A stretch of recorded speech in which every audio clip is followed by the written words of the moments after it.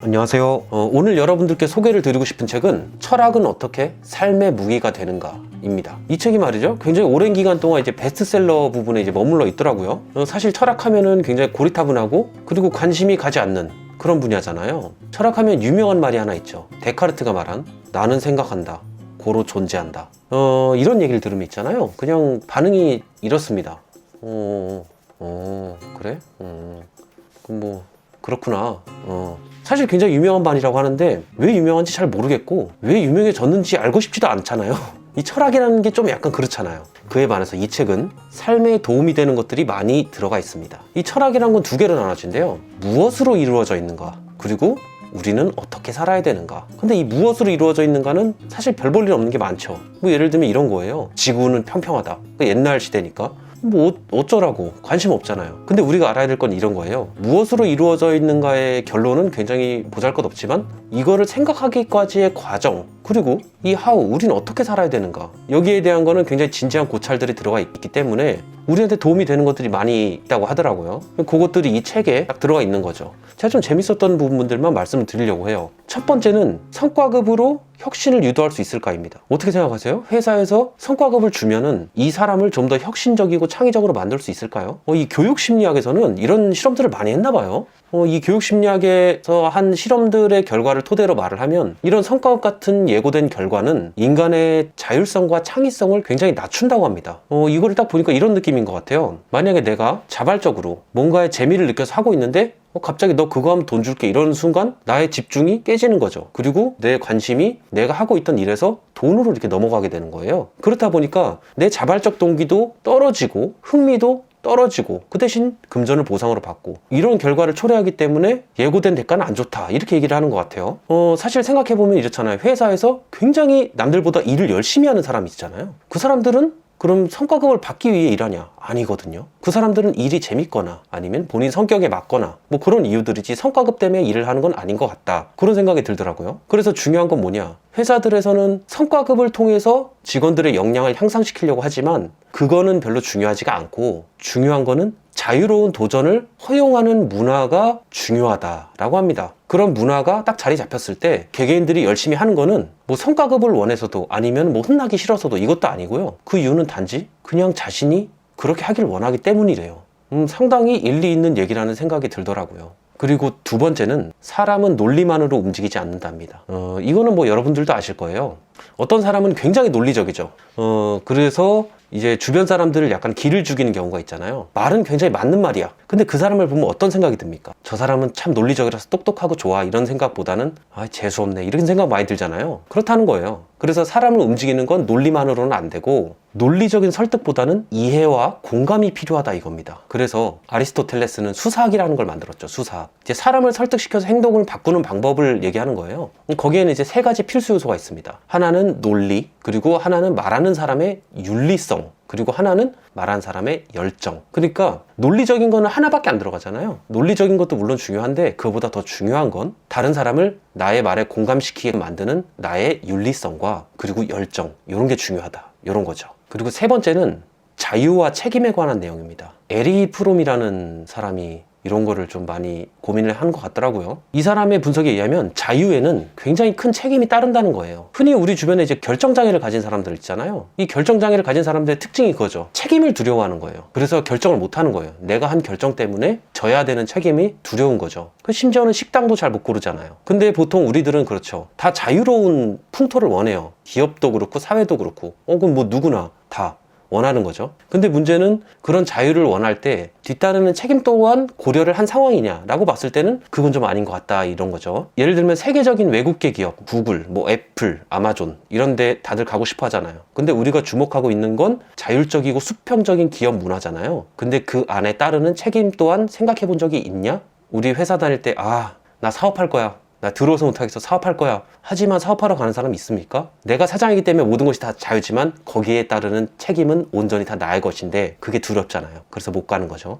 자유가 좋은 것도 알지만 거기에 책임이 뒤따르는 것도 우리는 알아야 된다. 이 사람은 그런 거를 얘기하고 싶었던 것 같아요. 세 번째는 안가주망하라입니다. 이 안가주망이 주체적으로 참여하라는 뜻이래요. 주체적으로 참여하라.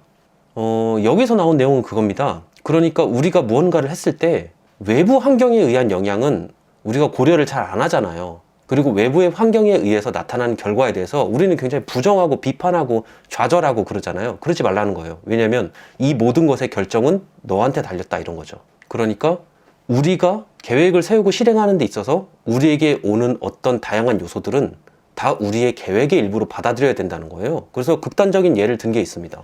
만약에 내가 사업을 하는데 전쟁이 났어. 내 사업이 망했네? 근데 그거를 좌절만 하고 비판만 하고 있지 말라는 거예요. 그 전쟁이 난 것도 계획의 일부로 받아들여야 된다는 거예요. 맞죠? 그러니까 주체적으로 살라는 거예요, 결국.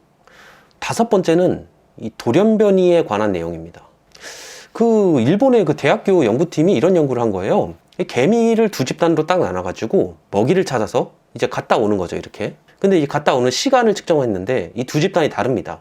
이 첫 번째 집단에는 똑똑한 개미가 있고 그 뒤에도 똑똑한 개미들이 있고요. 이 2번째 집단은 똑똑한 개미 사이에 약간 멍청한 개미들을 섞은 거예요. 약간 모자란 개미들 말이죠. 그랬을 때 이제 먹이를 가지고 오는 시간이 어떻게 차이가 나냐를 봤을 때 처음에는 말이죠. 이 똑똑한 개미 집단이 당연히 먹이를 갖고 오는 시간이 더 빠르죠. 근데 장기적으로 봤을 때는 멍청한 개미들이 섞여 있는 집단이 먹이를 갖고 오는 속도가 빠르다는 거예요. 왜 그러냐? 봤더니 이 똑똑한 개미 집단에서는 똑똑한 개미가 만들어 놓은 루트를 이렇게 잘 따라가더란 말입니다. 근데 이 2번째 집단은 이 멍청한 개미가 앞 사람을 안 따라가고 막 이상한 데로 가는 거예요. 이상한 데로. 그러니까 초반에는 시간이 더 걸리는데 이 멍청한 개미가 갔던 이상한 길에서 지름길이 발견되더라고 겁니다. 그래서 나중에 장기적으로 봤을 때는 이 멍청한 개미가 속한 집단이 먹이를 갖고 오는 게 더 빠르다는 거예요. 결론적으로 말하면 단기적으로는 똑똑한 집단이 난데 장기적으로 봤을 때는 멍청한 애들이 섞여 있는 집단이 낫다 이겁니다. 재밌죠?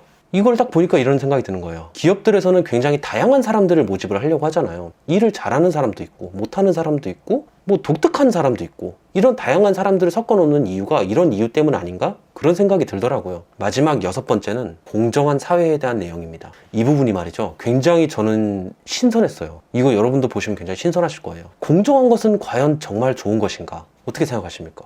우리 사회가 공정하다고 생각하세요? 이 책에서 나오는 내용은 그겁니다. 이 공정함이라는 게 과연 우리 사회를 발전시키는데 정말 좋은 것이라면 왜 공정한 사회가 실현되지 않았을까? 거기에 대한 정답은 뭐냐면 우리의 본심은 그 누구도 공정 따위를 바라지 않는다. 요겁니다. 거기에 대한 이유를 이렇게 설명하고 있어요. 신분제 제도가 철폐되고 민주주의 사회가 딱 들어왔음에도 차별과 격차는 여전히 계속 남아있잖아요. 오히려 더 심각해지고 더 중요한 문제로 부각이 되고 있죠. 왜 그런가? 봤더니 여기서 해석하기로는 이런 거예요. 표면적으로는 우리 누구에게나 공평이 주어졌기 때문에 오히려 미세한 부분에서 더 차별과 격차가 드러난다는 거예요. 항상 문제가 되는 거는 이렇게 큰 격차나 차별의 문제가 아니래요. 보세요. 우리가 돈을 못 번다고 이건희랑 비교하지는 않잖아요.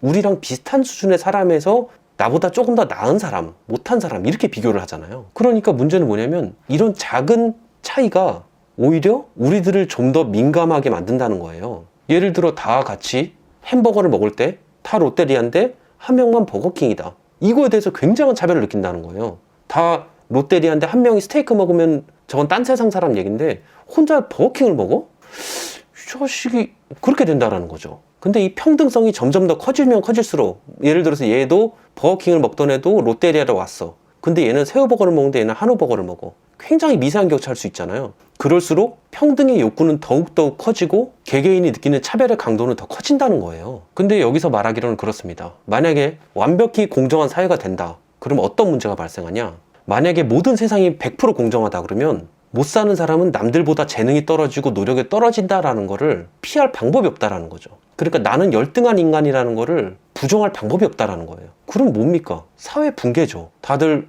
우울감, 좌절감에 빠져서 뭐 벗어날 수 있겠습니까? 그러니까 우리는 우리가 힘들게 살고 그렇더라도 기준이 정당하지 않다, 평가가 공정하지 않다라는 말로 우리의 열등성을 부정할 수가 있다라는 거예요.